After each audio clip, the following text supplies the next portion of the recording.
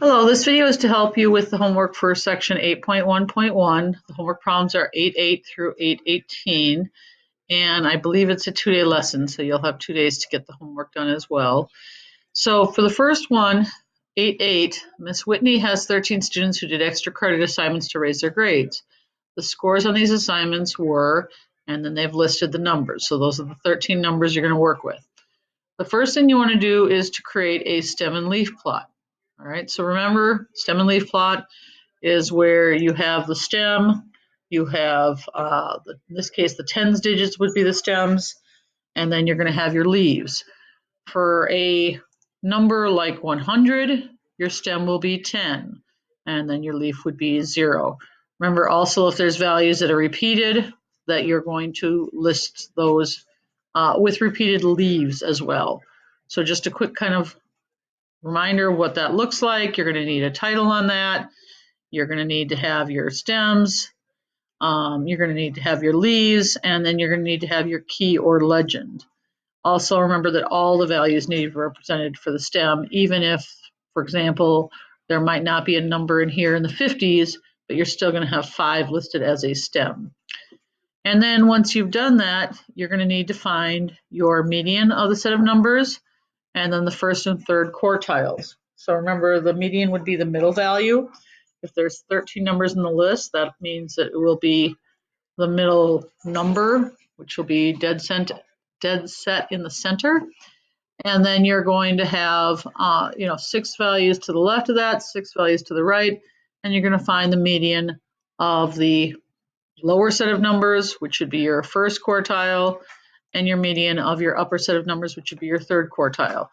Again, if you think of it like the idea of a game, it's like finding the end of the first quarter and the end of the third quarter. And then the median would be like your halftime. So your median of your first lower set of numbers will be the number that is halfway between the third and the fourth digits, third and fourth values. And then your third quartile will be the number that'd be halfway between your, what would it be, 9th and 10th numbers. All right. Then you're going to be doing some simplifying of expressions, combining like terms, or using your distributive property and so forth. For 810, you're going to solve these equations for the variable, and they do want you to just show your check. Okay. So for this first one, for example, you're going to want to do your distributive property first. So you're going to multiply your 3 times your 2x minus your 3 times 1 plus 2 equaling 5x. Write down that line. And then you're going to, combine your like terms, get your variable over to one side, your numerical value to the other side, and so forth. Make sure you show all your steps. If you're doing this on the Google Doc that I had set up for you, it might be more difficult to show those steps, but again, I do have a video out there that reminds you how to do that. And as far as showing your check, again, I should see that the left side equals the right. For 811, they want you to write an equation to represent this problem and find the unknown lengths. It says you can use the 5D process. If it's possible to solve it algebraically, I'll give you that option as well. So they're telling you that a trapezoid has a perimeter of 117 centimeters. The 2 shortest sides have the same length. So what they mean by that is these 2 side lengths will be your variable of x, because they're the same as each other. So they're going to need to have the same variable. And then the third side is 12 centimeters longer than a short side. So this would be like your x plus 12 here on the top. And then the final side is 9 centimeters less than 3 times the short side. Well, short side again is x. 9 centimeters less means you're going to be taking away 9. And 3 times that short side would be 3 times that x. So you're going to have 3 times that x, and then 9 centimeters less than that means minus 9. So this would be the idea of, doing your define, describe, draw, and your define your variable all sort of in the same step. All right.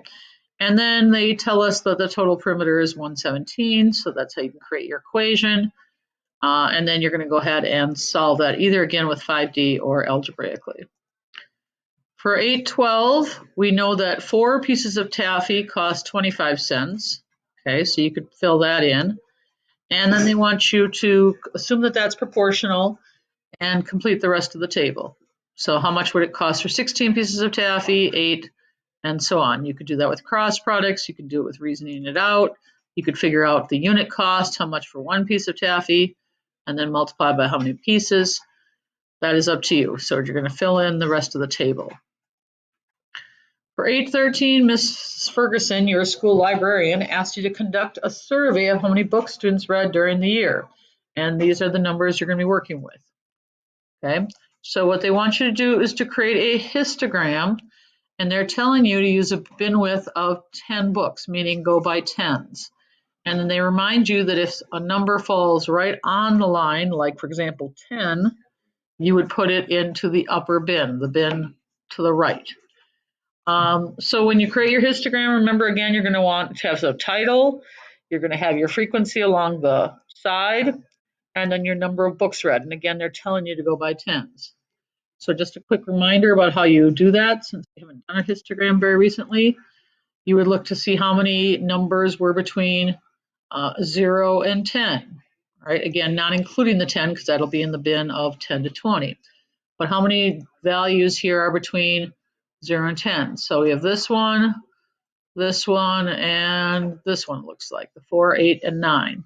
So that means you have a frequency of 3, okay? So your first rectangle is going to go up to a bar height of 3.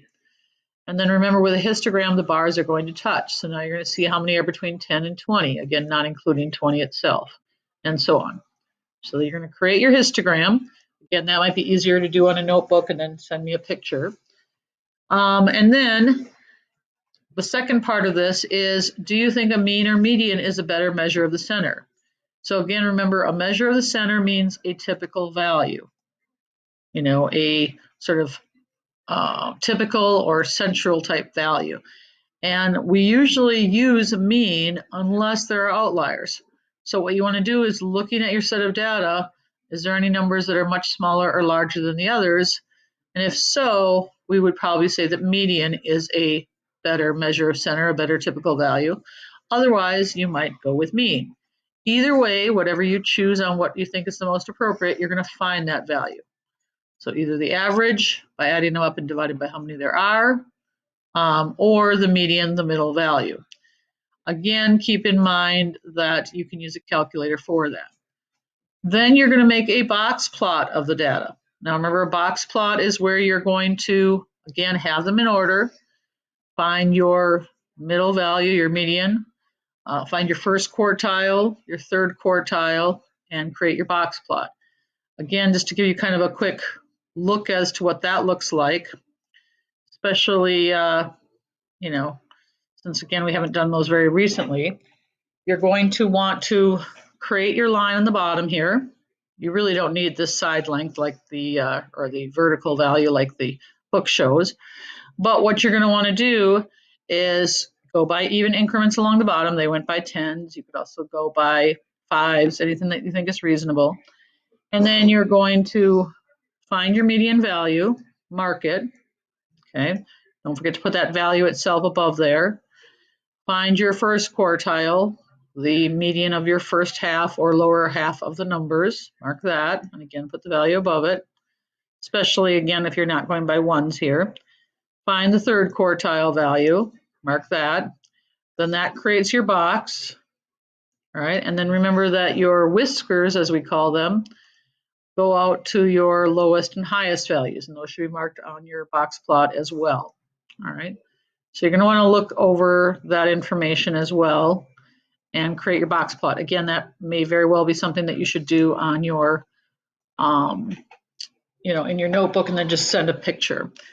And then describe the center, shape, spread, and outliers.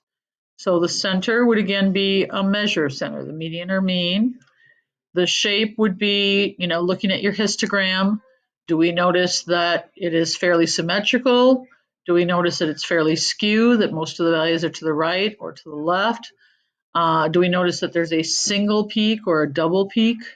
Again, that's all going to come from your histogram.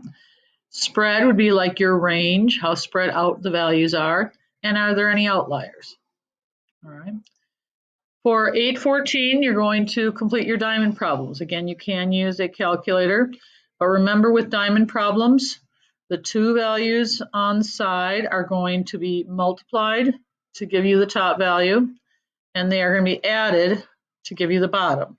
Kind of an ugly looking multiplication sign there at the top. I apologize. I'll try to make that a little better looking for you. But the idea is you're going to take those two values, multiply to get the top, add to get the bottom. Again, it would be good practice for you to not use a calculator, to work with the idea of getting common denominators and so forth, and then maybe just check it with a calculator. And then remember, for something like the second one, you know the bottom value is 11/15. You know one of the side values is 2/5. So the question is, what is 2/5 going to be added to, or what do you add to 2/5, I guess I should say, to give you 11/15? And then once you find that, then you'll multiply to get the top. And again, here for these last two, these are questions that are going to be the idea of, again, just taking the two side values, multiplying to get the top, taking the two side values, adding to get the bottom, and so on. Again, good practice with some fractions and mixed numbers for you there. For 815, you're going to solve them. Again, make sure you show your work. It specifically even says that. And also show your check. All right. So this is a lengthier assignment, which is why you can see you're going to have 2 days for it. But again, make sure you show your steps and show your check. 816, Mariana and Felix were in science class, and they were using a test kit to measure the amount of calcium in milk. They measured the amount of calcium in 1 cup of milk 10 times, and they got a mean of, or an average of, 294.6 milligrams. They looked up the amount of calcium that is typically found in milk and found it's actually 290 milligrams. So percent error finds the difference between the actual value and the measured value and compares that to the actual value as a percentage. So again, that sounds more complex than it is. The whole idea is simply that you're taking, if you're trying to figure out the percent difference, you're taking and subtracting the two values and then dividing by what it should be. So to find the percent of difference, you're going to take the 294.6 minus the 290, because that'll be the difference between them. And then you're going to divide what typically milk should be, which is 290 milligrams of calcium per cup. So you'll divide. You'll get a number that will be a decimal when you subtract, divide it by the 290 with the calculator. And then you're going to take that number and change it to a percent by moving the decimal point over 2 places to the right. For 817, it's a pretty straightforward proportional problem. If 5 songs can be downloaded for $6, what's the cost of 7 songs? And again, remember, with money or with a cost, make sure you have 2 decimal places behind the decimal point. So if it would come out to be a 1 decimal place number, you need to add a 0. If it's more than that, you may have to round to the hundredths. For 818, Roger has a bag of marbles. You've got 6 red, 4 blue, 3 white, and 7 green in the bag, and you're going to find your probability. They want them as a fraction and a percent.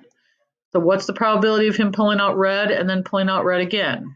Now remember, he's replacing it, so you're going to figure out the probability of getting red, and then the probability of getting red, and when you want the probability of this and that happening, you're going to multiply. The probability of this and that, you're going to multiply.